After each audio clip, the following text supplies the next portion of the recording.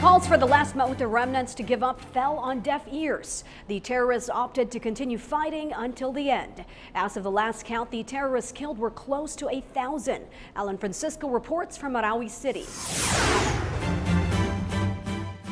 With the war in Marawi City finally over, the military says more than 900 terrorists have been killed since the siege started last May 23. Almost 900 firearms were recovered from the terrorist group. All the remaining hostages have been accounted for, and in all, government forces rescued almost 1,800 civilians held captive or trapped during the conflict. Some 170 soldiers and policemen had sacrificed their lives, including a soldier who was found burned and another decapitated by the terrorists.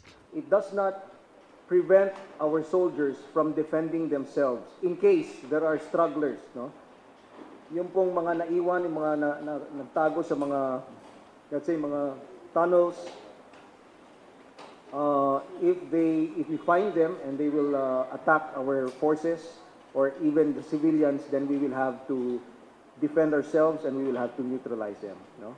Yun po ang ibig sabihin ng termination of combat operations.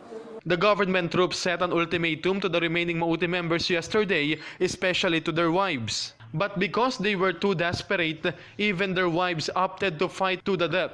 The government forces are now recovering the cadavers of Maute terrorists from a building. Meanwhile, the Provincial Crisis Management Committee welcomed the end of war. We are very pleased with the declaration of Secretary Lorenzana that Marawi City is now fully under the government control. As we all know, for the past 154 days, we have suffered so much death from the government side, from our government troops, and as well as civilians lingering in the evacuation centers. This would mean that we can finally put into motion the rehabilitation recovery of Marawi City.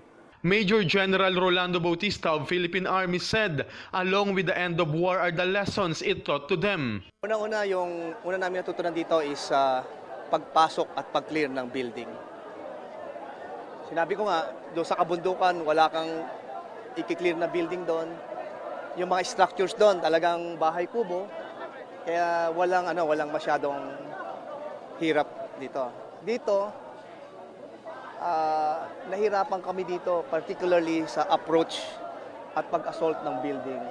Meanwhile, after the declaration of liberation last week, the media was given a chance to enter the main battle area. Also, the graduation ceremony of Special Forces and Scout Ranger courses was held in the main battle area.